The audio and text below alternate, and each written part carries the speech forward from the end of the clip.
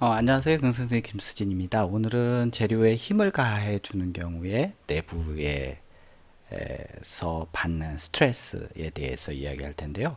그 스트레스는 재료의 고유 성질입니다. 힘은 그렇지 않죠. 힘은 단면이 넓으면 더 큰 힘을 받고 단면이 작으면 더 작은 힘을 받기 때문에 재료의 모양에 우리가 따라 변하지만 힘 나누기 단면적을 하는 스트레스는 응력은 모양에 따라 변하지 않는 즉 재료의 고유한 성질이 되겠습니다.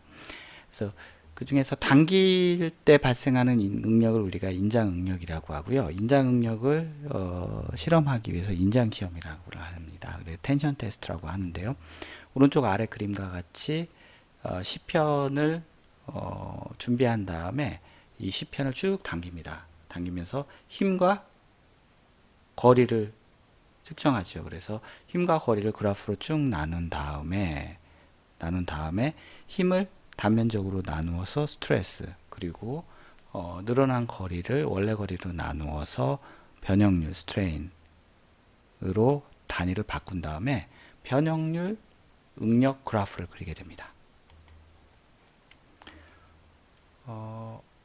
자, 왼쪽 보는 것이 변형률 응력 그래프인데요.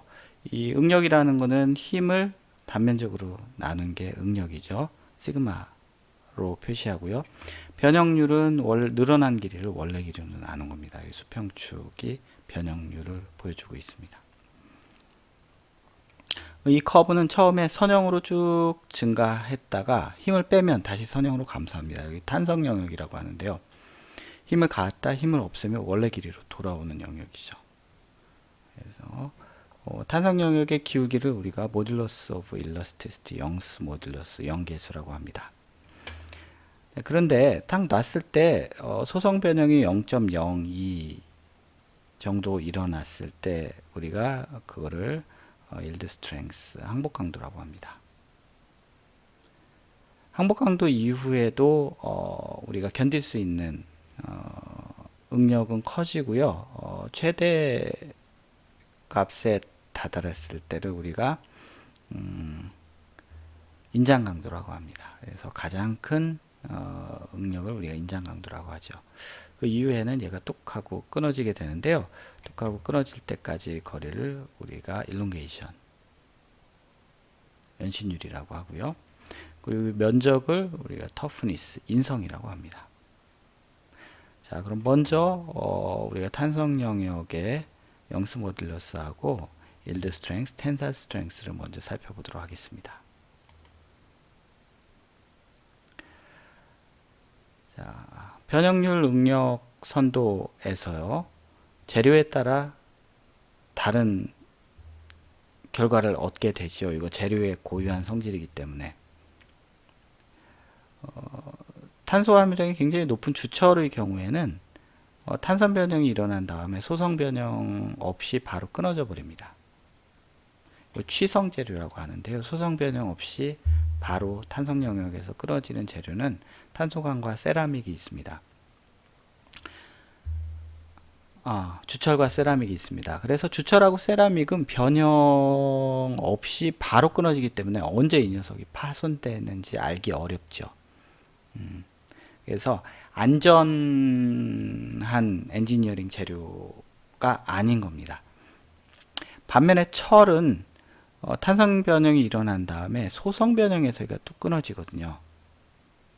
그러면 파손되기 전에 얘가 소성 변형이, 영구 변형이 일어나니까 이거 구조물이 변형이 일어났네. 그러면 더 사용하면은 파손될 수도 있겠구나 하고 예측을 할 수 있습니다. 그래서 우리가 탄소광을 건물을 짓거나 교량을 짓는 데 사용하는 것이죠. 건물이나 교량이 살짝 변형이 갔다 그러면은 그거는 안전에 문제가 있기 때문에 우리가 다시 만들 수 있게 되는 겁니다. 철은 강도가 높죠. 700에서 800 정도 되고요. 우리가 파손되기 전까지 변형률이 0.04가 됩니다. 알루미늄은 인장 강도는 더 작아지지만 우리가 변형률이 0.18로 굉장히 크죠. 그래서 알루미늄 호일처럼 아주 얇은 녀석으로 만들 수가 있습니다. 플라스틱이 되면은 철에 비해서 강도는 10분의 1밖에 안 되지만 연신율은 늘어나는 길이는 10배 더 많이 늘어나게 됩니다. 그래서 연성 재료가 플라스틱이 되겠습니다.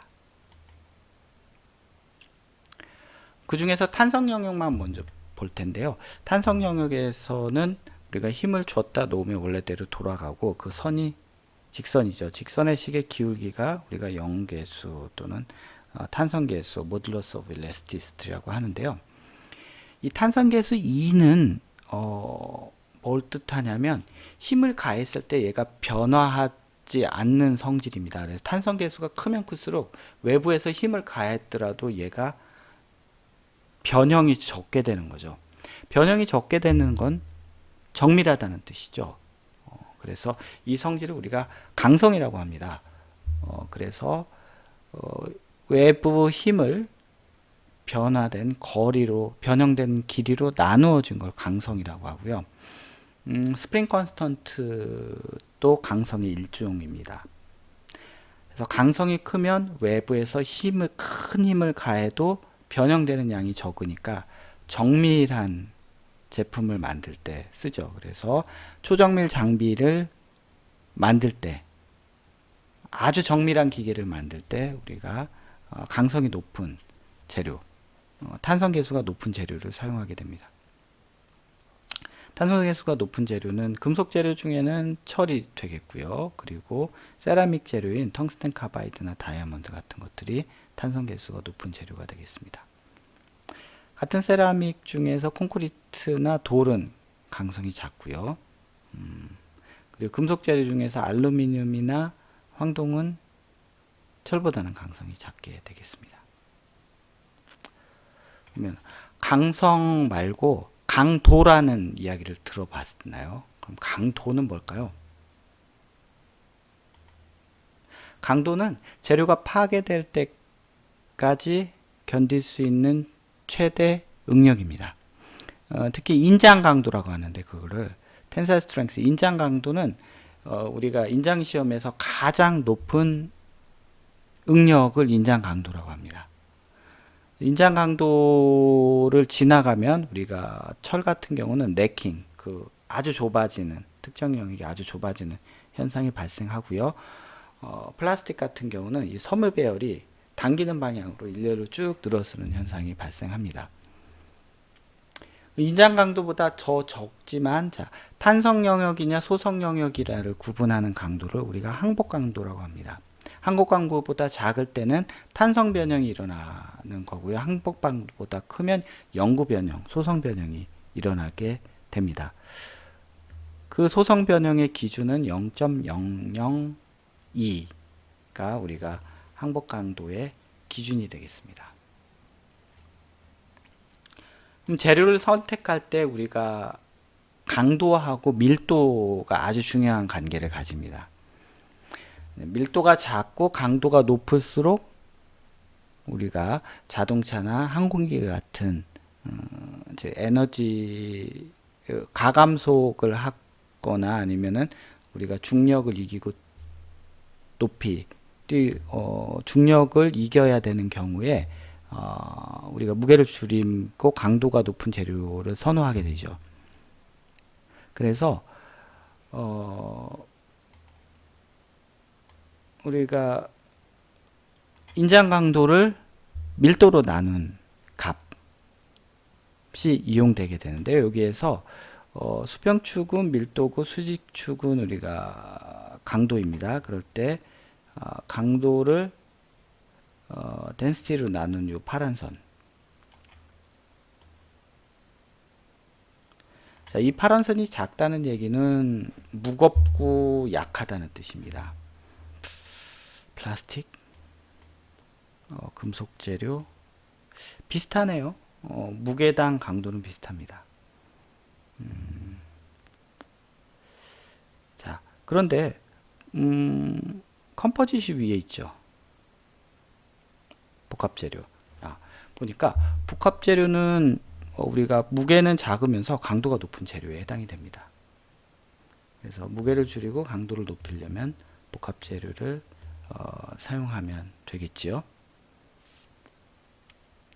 그래서 오늘은 우리가 인장 시험에서 얻을 수 있는 가장 기본적인 성질 중에 모듈러스 오브 일라스티시티,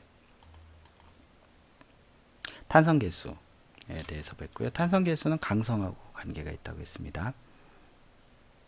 그리고 항복 강도와 인장 강도를 배웠고요. 강도 나누기 밀도가 가장 큰 재료, 복합 재료가 에너지를 줄이는데 적합한 재료다라는 것을 배웠습니다. 그래서 강도가 재료를 선택하는 아주 중요한 기계적 성질이 됩니다. 네, 그러면 인장시험 중에서 강도